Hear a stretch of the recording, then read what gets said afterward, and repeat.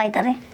यही आई आई आई आई टूटा के दांत टूटल ना तो चुमा पे के मामा के लाए चलो ले जाएगा हाजिरी बना रही है टेस्ट लिए जाएंगे आज गणित के 5 सवाल हिंदी के 5 सवाल इंग्लिश के 5 सवाल का जवाब सही सही जो देगा विनर बन जाएगा एक दिन के लिए मेरा लफल बन जाएगा सब भूख लिया बनी चला सबूत लिया का के खोप दे करे से खोप दे के त हम पहले ऊपर से चालू करी मैडम जी पू ऊपर से चालू करी याद कर ले सुन के तब का हम नहीं याद करा दूसरे पहले तुम आई थी पहले तुमसे पूछा जाएगा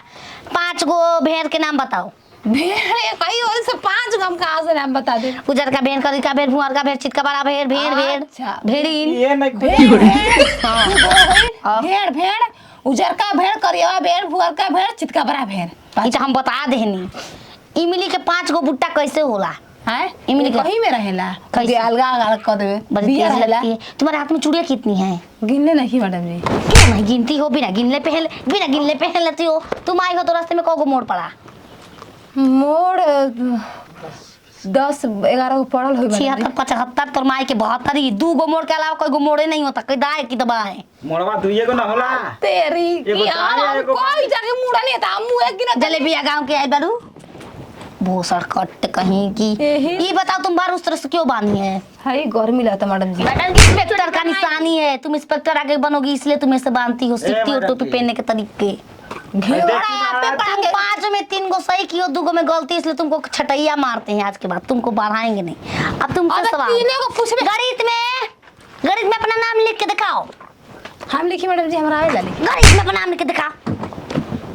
पढ़ले रह तब ना पढ़ले रह तब ना लिखब दू में दू में भाग दिला 50 के को बची हम बताई मैडम जी हाँ। बा 2 चौके 8 हमरो ना आवेला रे कैसे कर हम दू के में? नहीं के समझ में आवत बटन जी ओपन लिखा ते भोसड़ी के इस पे लिखते हैं चलो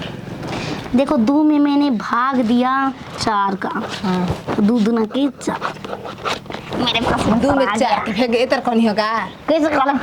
एतरा कोनी मैडम जी कैसे कलम भोसरो आप गलत कहत नहीं चलो 999 में 1898 घटाओ 999 में 1898 घटाओ 900 999 बटले बा तो माले 1898 7108 सब बड़ा था कि घटता चुप हम अपन हिसाब से घटल बनी देखी कैसे घटा दे दी मैडम जी देखो 999 हम लिख देनी हाँ। फिर 1898 8 के उतार देनी कुछ नहीं तो 8 उतरिए जाई हाँ, 9 में 9 0 9 में 8 1 हाँ। और 9 में 1 जाइए जा 8000 हो गए तो 8-7 कैसे लिख देनी वो हमारा 7 जन्म के प्यार रहे जब तू ही पढ़ा था तो हम झाल बाजार में जाई ऐसा नहीं याद कहे अंदर हाथ डालता रहो ए सारा हट जाने रे हट आज के बाद आगे बैठो तुम आगे बैठो मैडम जी गाना बड़ी गा रही है खेसरिया स्टाइल में गाओ गाना एगो गाना के सुगाना मर सुगा गाना खेसरिया स्टाइल में देखी हाँ गा दे रे मैम सुखवा अरे मछरी के जैसे तड़पे जावा अरे रउआ से प्रिया हम सच कहतानी चोरिया में चल गइल टाटा ए राजा जहिया से जल गइल टाटा ए राजा चाटता जवानी तेल चाटा ए राजा चाटे दा नाच के दिखाओ एगो नाच दे बटन जब नाचे ना आवेला नाच सीखो नाचे ना आवेला तो हार जीबो हां हार जीबो आ उठ रंग के घूमे के पड़ी जा नाच नाच दे। मैडम जी गाना गा दे नाच नाचे नाचाए बमलुआ खेसारिया स्टाइल में नाचाए बमलुआ खेसारिया स्टाइल में बस जनरेटर डील लगी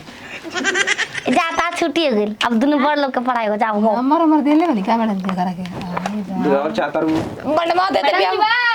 बाय बाय भाई मने का होला भाई मैंने जा तन फिर मिलेंगे बाय मने खरीदना होला खरीदो बाय करो ये तारे कलसा बाय माने आय बोलाओ तो मैडम जी होनिया क्लास में पढ़ेला की तू हम चीज हो जाए बीए में फेल को हाल तेकर पापा फिर से एगो नाम ना एक में नाम निकाल देना फिर 12 साल सर पर बाबूजी से कि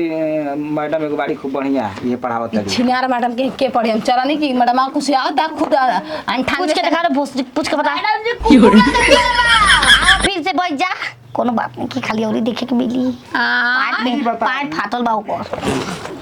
तेरे साला वे समझ कि हाथी उतना बड़ रहत है आँखिया काहे छोट ओहन के भगवान बना देल बना। माइक्रोस्कोप देखे हो? माइक्रो माइक्रोस्कोप वो का होला? दही में के कीटाणु जो होते हैं ना, जीवाणु उसका नाम होता है। जीवाणु अच्छे होते हैं, कीटाणु बुरे होते हैं। दही में जीवाणु पाए जाते हैं जिसको हम खाते हैं, अपना शरीर में बढ़ाते हैं। ये जी घाव के दवाई मंगाता तो हो उसी बात को देखने के लिए हाथी की आंख जो माइक्रोस्कोप है, शेर से वो लोग नहीं डरती, झुंडों में वार करता ना डरेली त काहे राजा सिरवे रहे ना हाथियों के बन जाला। ये भोसरो गरजेला तेहनो के उठा के पटक दे कर देते जा। किला में पावेली सोचे से राख ले, राजा के रानी बन जाई छी। यहीं से चढ़ जाना साला के ना सब बको है लगे जा के करे। तू कबो पीछे से चढ़ल बारो? हम के भैंस में तो ढेरे चढ़ल बानी, पीछे ही से आगे से हम कबो ना चढ़ी काहे से कि डर रहे कि एक बार मुड़ी है तो उठलस त टांग टूट जाई। आ पीछे से कोनो डर नहीं काहे से कि भैंस लात ना मारे नहीं सर। हमार भैंसिया छिंदी जब धोवे जानी तब मार देवे, धुदुन उदुन पोर देला। ऐसे पढ़ाई करके खर्चा ही काल तनी। अरे ले जाओ अपन कपिया।